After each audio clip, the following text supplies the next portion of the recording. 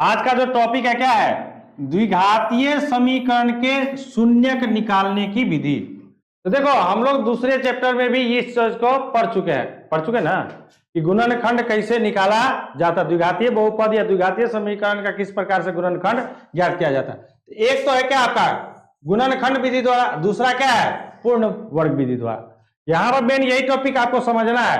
तो गुणनखंड विधि द्वारा तो हम लोग क्या कर चुके हैं, पढ़ चुके हैं। 3 पद होता था जिसका बिचला पद को क्या करते थे हम लोग, तोड़ते थे कितने भागों में, 2 भागों में, और जोड़ने और घटाने पर क्या होता था, बिचला पद ही प्राप्त हो जाता है, और गुणा करने पर पहले पद और अंतिम पद के गुणनफल के बराबर भी होता था। ये हम लोग पढ़ चुके हैं। अब उसको कैसे बनाते थे, तो एक अपवर्तक विधि से, यानी क्या कि जो गुणनफल आया है वो कौन कौन संख्या से विभाजित है, या दूसरा क्या लॉसव विधि से उसका अभाज्य गुणनखंड निकालते थे ना, अभाज्य गुणनखंड करके ज्ञात कर देते। यहां पर क्या है समझिएगा कि द्विघातीय समीकरण के शून्य क्या होते हैं, 2 प्रकार के होते हैं। एक क्या होता है अवास्तविक, दूसरा क्या होता है, अब वास्तविक में क्या होता है असमान और क्या होता है समान। समझिएगा कि शून्य जो शून्य द्विघात बहुपद है या द्विघातीय समीकरण है, तो द्विघातीय समीकरण का 2 मूल, एक अल्फा एक बीटा।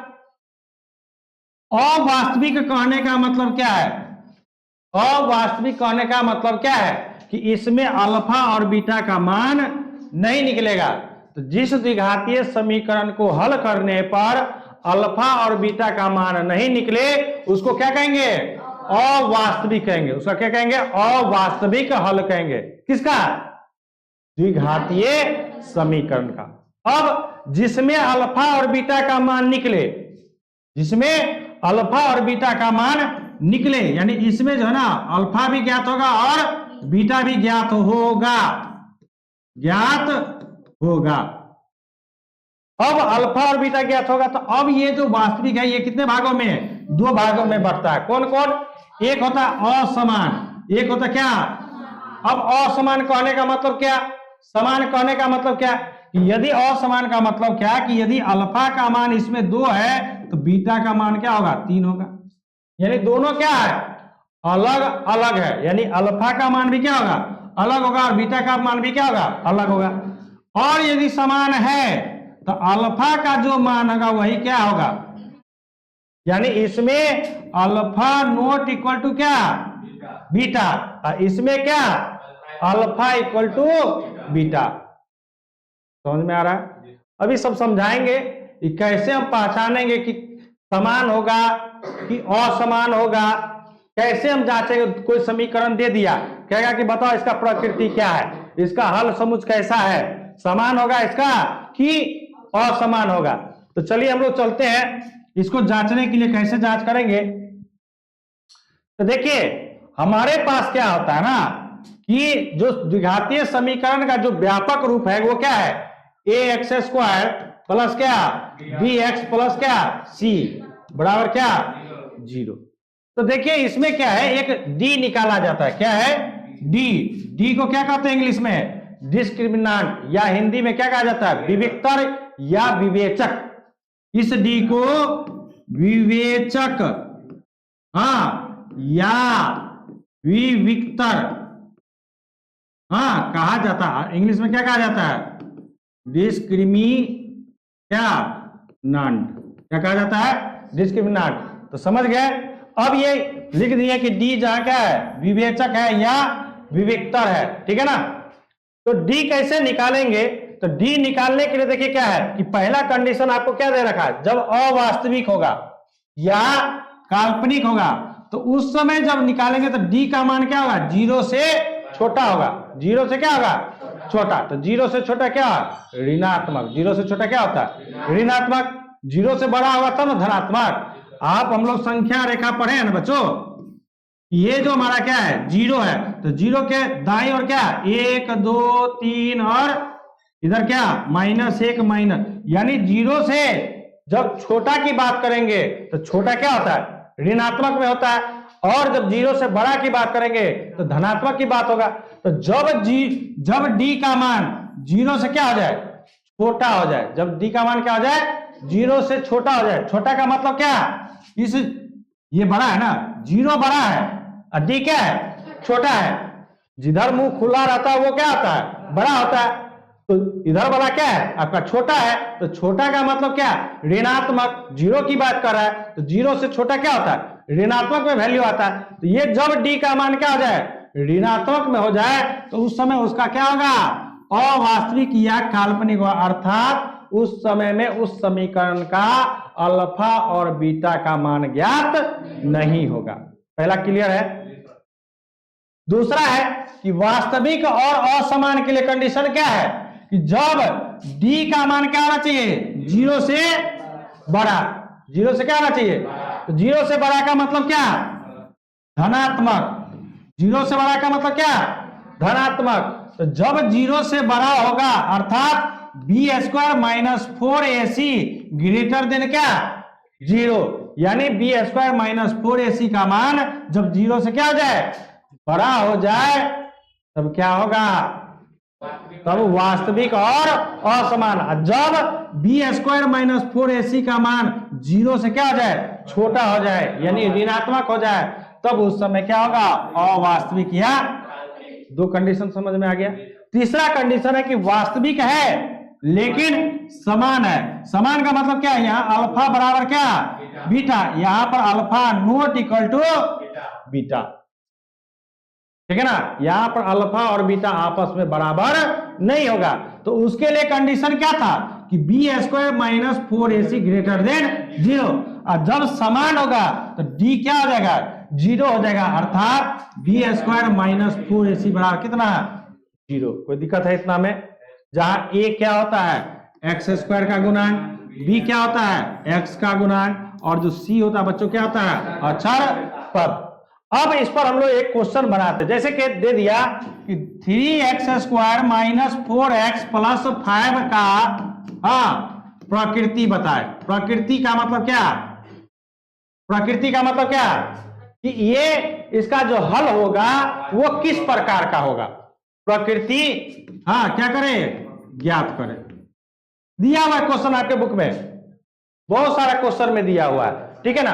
तो अब जो इसका ज्ञात करेंगे, कैसे ज्ञात करेंगे, तो हमारे पास इसका जो हल लिखेंगे, तो आपके पास क्या दिया, लिखिए यहां पर दिया गया है कि क्या, 3x² - 4x + 5।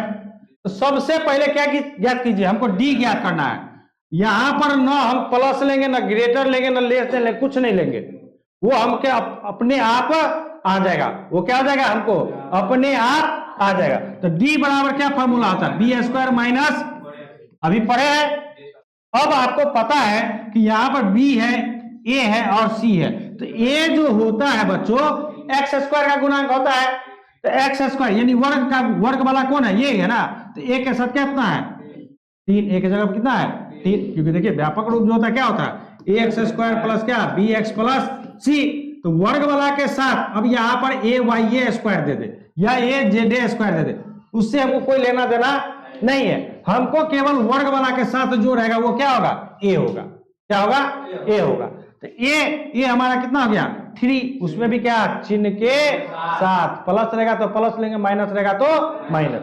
अब b आपको पता है, b देखिए किसका है, x वाला के साथ। तो x वाला के साथ क्या, b -4। और जो अचर पद होता है ना बच्चों, वो क्या होता है, c, यानी c बराबर कितना, 5। अब क्या करेंगे, इन तीनों का मान इसमें रखेंगे। तो d बराबर क्या, b का मान, b है ना, तो b का मान कितना, -4 का स्क्वायर -4 गुना a कितना, 3 गुना c कितना, 5।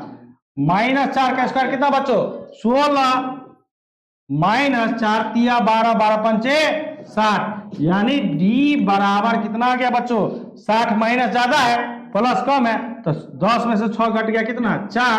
यहां बच गया 5, 5 में से गया कितना, 4 माइनस। अब देखिए क्या आ गया, d लेस क्या आया ना, d का वैल्यू क्या आया, माइनस कितना, 44। तो जैसे ही आप यहां पर ज्ञात कीजिएगा, जैसे ही ये जो ज्ञात होगा उसी पर पता चल जाएगा कि इसका जो हल होगा वो किस प्रकार का होगा, यानी इसकी प्रकृति क्या है। तो इसकी प्रकृति क्या है, वास्तविक, अवास्तविक। कोई दिक्कत है कोई दिक्कत? दूसरा क्वेश्चन इसी में, चलिए दिखाते हैं आपको हम। फिर कहता है कि 4x square minus 9x minus 4 की प्रकृति, हाँ, की क्या करे, जांच करे। चलिए आपके पास क्या हल, आंसर इसका निकालते हैं हम लोग। तो क्या दिया गया, तो लिखिए, दिया गया है कि क्या 4x square minus 9x minus कितना 4। अब यहां से a छांट लीजिए, a बराबर कितना 4, b बराबर कितना -9 और c बराबर कितना -4। क्लियर? कोई दिक्कत है? अब यहां से क्या लगाएंगे, d बराबर formula b square minus 4ac। तो b कितना हमारा -9 का स्क्वायर माइनस 4 गुना a देखिए 4 गुना c कितना -4। देखिए -9 का स्क्वायर कितना बच्चों 81, माइनस माइनस प्लस 4 चौके 16 चौके 64, जोड़ते हैं 6 कितना 4 1 5 4 6 1 14। तो ये जो d का मान आया ये क्या है, d ग्रेटर देन, यानी d का मान 0 से क्या है अधिक है, बड़ा है, प्लस में है। तो जब इसका प्लस में होगा बच्चों तब क्या होगा, वास्तविक, वास्तविक और कैसा, और समान हल होगा। कोई दिक्कत है इसमें बच्चों? है, केवल हमको क्या करना है, एक चीज केवल फार्मूला में से केवल d ज्ञात करके नहीं हम बना सकते हैं कि इसकी मूल की प्रकृति कैसी होगी। नहीं जा सकते हैं, है कि नहीं है? जा सकते कि नहीं जा सकते इसको? कोई दिक्कत है इसमें? जहां पर दिक्कत है तो पूछ लीजिए। अभी दिक्कत तो नहीं रहता है, बाद में जब क्वेश्चन पूछे तो दिक्कत हो जाता है। यदि आपको अभी देखिए हम क्वेश्चन 2 को दे दिए हैं कि कैसे समझेंगे ये क्या है, मूल वास्तविक है या अवास्तविक है। वास्तविक है तो वास्तविक में समान है या असमान है। तो वास्तविक जब भी, यदि यहां पर d बराबर क्या आ जाता है 0, एक चलिए एक एग्जांपल और लेते हैं हम इस तरह का, जब d 0 आ जाए, मान के चलिए क्वेश्चन बनाते हैं। एक क्वेश्चन जैसे 2x स्क्वायर माइनस 4x, हाँ, और 4 चौके 16 2 दूनी 4 दूनी 8, हाँ, प्लस कितना 2 बराबर 0। ठीक है, अब देखिए ये समीकरण बना है। अब इसका क्या कहता है कि मूल की क्या प्रकृति की क्या करे, जांच करे। क्वेश्चन अपने हाथ में है, आपके बुक में दिया होगा, हम क्वेश्चन ये हम अपना मन से बनाए हैं। तो समझिए इसका हल हमारे पास क्या दिया हुआ है, 2x square minus 4x plus कितना 2, a बराबर क्या बच्चों 2, b बराबर कितना -4, c बराबर कितना 2। तो d निकालिए, d बराबर क्या होता है b square minus 4ac, b की जगह कितना -4 का स्क्वायर माइनस 4 गुना a कितना 2 गुना c कितना 2, -4 का स्क्वायर कितना 16, माइनस 4 दूनी 8 दूनी कट के क्या बच्चों d बराबर क्या। तो इस समय मूल क्या होगा, वास्तविक और क्या समान, यानी जो अल्फा का मान निकलेगा वही बीटा का भी मान निकलेगा। कोई दिक्कत है इसमें? है, समझ रहे हैं ना? समझ रहे हैं ना आप लोग? कोई दिक्कत है इसमें? चलिए।